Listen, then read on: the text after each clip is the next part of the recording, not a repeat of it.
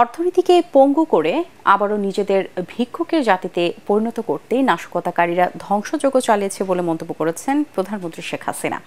জাতীয় অর্থোপেডিক হাসপাতালে আহতদের দেখতে গিয়ে তিনি বলেন, তাণ্ডব চালিয়ে মানুষ হত্যার বিচার দেশবাসীকেই করতে হবে।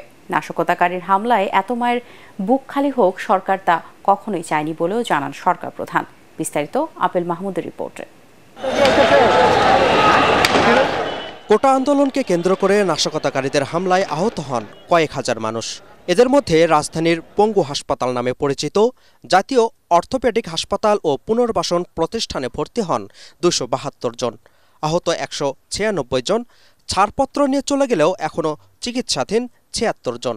তাদের দেখতে সকালে হাসপাতালটিতে আসেন প্রধানমন্ত্রী শেখ হাসিনা। আশ্বাস দেন সব ধরনের চিকিৎসার। আজকে চিকিৎসার জন্য যা যা লাগবে আমরা করে দিচ্ছি। আর যারা পা হারিয়েছে বা হাত হারিয়েছে আমরা কৃত্রিম পায়ের ব্যবস্থা করে দেব, যাতে তারা আবার সুস্থ মানুষের মতো চলতে পারে, নিজের কাজ করতে পারে। কোটা আন্দোলনের নামে এত মানুষের জীবন ও পরিবারকে কেন হুমকির মুখে ফেলা হলো সেই প্রশ্ন রাখেন প্রধানমন্ত্রী। এই আন্দোলনের নামে আজকে এই যে এতগুলি মানুষের জীবনের ক্ষতি হলো, এতগুলি পরিবার ক্ষতি হলো, এর দায়িত্ব কাদের?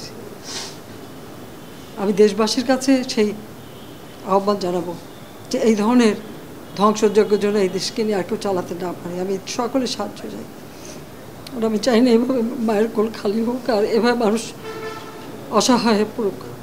দেশের উন্নয়ন যাদের পছন্দ নয় তারাই অর্থনীতিকে ধ্বংস করার ষড়যন্ত্রে নেমেছিল বলেও অভিযোগ করেন তিনি।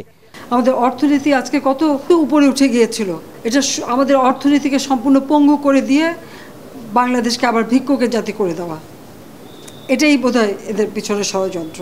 পরে মহাখালীতে সহিংসতায় ক্ষতিগ্রস্ত দুর্যোগ অধিদপ্তর ও সেতু ভবন পরিদর্শন করেন প্রধানমন্ত্রী শেখ হাসিনা। ক্ষয়ক্ষতির বিভিন্ন দিক নিয়ে কথা বলেন সেতুমন্ত্রী ওবায়দুল কাদের।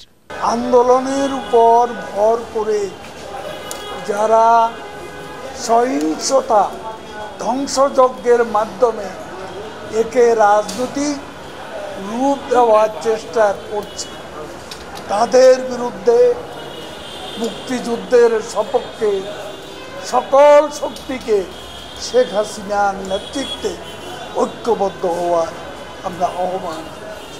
Apple Mahmud, ATN Bangla, Dhaka.